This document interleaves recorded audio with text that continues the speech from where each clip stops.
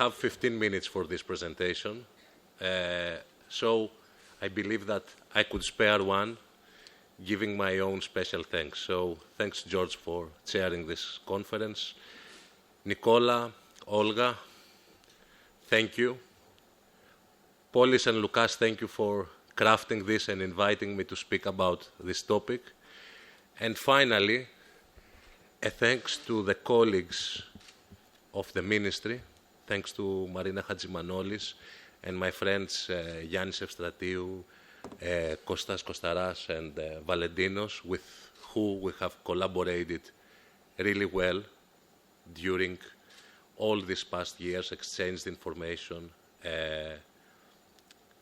have queries and debated on how this complex issue should be addressed. So a warm thanks to the ministry, to the people there, which are the backbone of the groundwork that has been done, and it's always nice to be here in Cyprus. So I spent my minute of thanks, and I would like to give you a short presentation, not on what happened during IMO MEPC ES2, but also what are the possible pathways and futures on global regulations related to the decarbonization of shipping and midterm measures.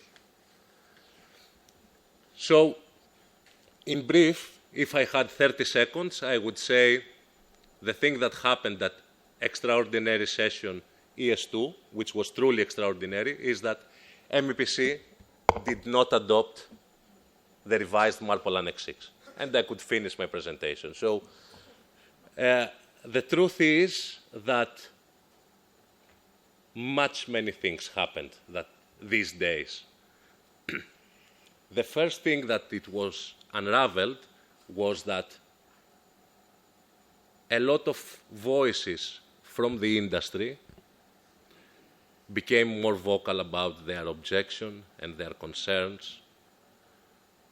And member states started diversifying from the initial revised draft MARPOL Annex 6. So you can see the results. I'm not going to read them for you, but as you can see, the question that member states needed to answer was not do you accept revised MARPOL Annex 6, but should the MEPC ES2 be adjourned for a year? So the actual amendments of MARPOL Annex 6 are here, and during October 2026, the same amendments will be discussed. We are unsure, however, how this is going to play out, but another important thing that I would like to highlight is that we have MEPC 84 coming up, and there are other really important things for shipping that are under discussion related to IMO's revised strategy. So we should have our heads at the revision of CII, which is also a reality and is something that it's actually happening, because we speak about net zero, but we forget that revised CII is actually happening. Really much significant progress has happened on the revision of LCA guidelines. So new fuel pathways, new ideas for fuel producers. We see much more and more submissions on alternative fuel pathways such as methanol, pre-combustion, onboard carbon capture and others. And these are also important things that will be discussed at MEPC 84. So let's not forget that IMO Net Zero Framework is the only thing that covers the MEPC sessions. So we are here today, however, to discuss about Net Zero Framework, and the logical question is what happens next? The thing that we know is that we have the guiding strategy, we have the decarbonization ambition, which is already in place, and the possible outcomes, the first and most probable outcome is, what if, during the MEPC ES2 revised, IMO Net Zero framework is finally adopted? This is something that would require a lot of work, a lot of effort, as the present MARPOL Annex 6 revision is set out with specific dates, and the editors and producers of the document had in mind that it would have been accepted, so the text itself needs to change. There are other voices saying that the net zero framework text can significantly change. I don't know, or I don't see how this can happen, because procedurally, the task of MEPC ES2 is to adapt the revised net zero framework. The group was tasked only with editorial changes on the text, so it would require a broad consensus and, as my friend Yannis said yesterday, a gentleman agreement between member states to make much more significant changes in the framework, which also may be proven difficult, as many member states are actively opposing and vocally opposing towards any economic element. Or the other possible outcome is that the net zero framework would not be adopted, and we are back at the drawing board. We see more and more these days about proposals not encompassing an economic element, only a technical element.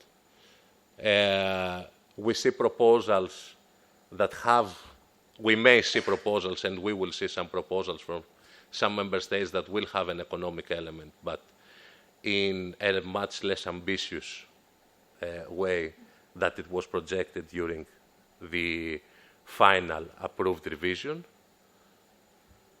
So practically, due to the very specific boundaries and approved agenda of MEPC ES2, it is really difficult to project what is going to happen. The other thing that was mentioned during MEPC ES2, and I think it's really important to discuss it, was the difference between tacit acceptance and explicit acceptance of the net zero framework. Tacit acceptance is the most straightforward way, the way that usually the member states worked for MARPOL amendments, and unless 1/3 or more member states oppose to the changes, or 50% of member states gross ton oppose to the changes, then the framework is tacitly accepted. The difference with explicit acceptance is that there is an end. You need both 2/3 of the parties that have ratified MARPOL Annex 6 and 50% of the world's gross ton to explicitly approve the net zero framework. As you can understand, if we go towards the process of explicit acceptance, this can take many, many years. So there is not a defined timeline, and when the 50% of the member states that represent the gross ton of the parties of MARPOL Annex 6, then the framework would be adopted and then enter into force. But as you can understand, I told you before, the changes and the draft text is in a format that is only for tacit acceptance, because if we move into explicit acceptance and the framework is adopted, let's say, in 2032, maybe we will find ourselves in a paradox of asking ship owners to pay retrospectively from 2028 and beyond. So there are a lot of legalities that need to be sorted out. We have MEPC 84 in front of us. We will have MEPC ES2. So nothing is agreed until everything is agreed. There are a lot of details and a lot of background discussions. Hopefully, there will be consensus around the solution, because in an absence of a global framework, the thing that we see is that we have regional fragmented regulations. Regional fragmented regulations are a sincere risk for ship owners and ship operators, as it increases exponentially their administrative burden. There are different regimes asking for different things within the context of their local legislation, so this further increases the risk. We have fuel EU and EU ETS already in place, UK ETS coming in place soon.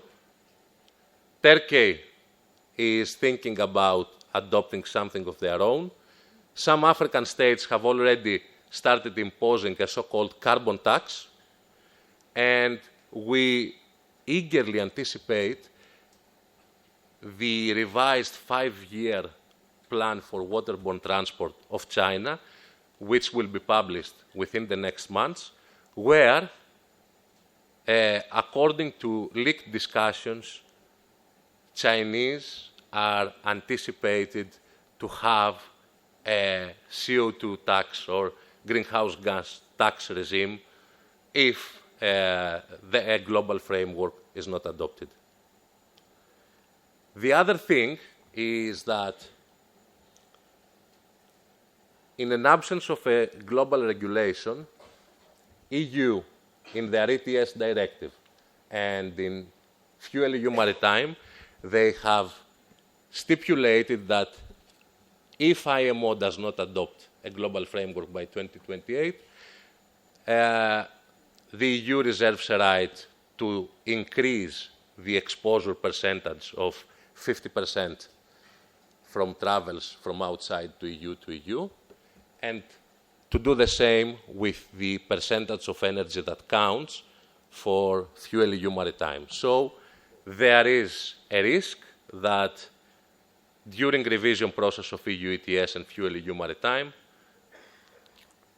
the EU may ask for a bigger exposure of energy or fuel on board to their regulations. Finally, a document that was presented during MEPC ES2 by United Arab Emirates, and in the last day of the discussions was in principle accepted by the EU, was to add in the draft legal text of the regulation the phrase that recognizing that IMO net zero framework is the only global measure in international shipping. So if this happens and we have an IMO net zero framework adopted, we may see during review phases of regional regulations that are adopting the net zero framework to retract their own regulations. This remains to be seen, but you can see that there are a lot of complications, both in regulations already into force and also with respect to the global IMO net zero framework. Let's see what happens in October. Let's see what happens in April, first and foremost. And thank you very much for your attention, and hope to see you again in next year's Capital Link. Thank you.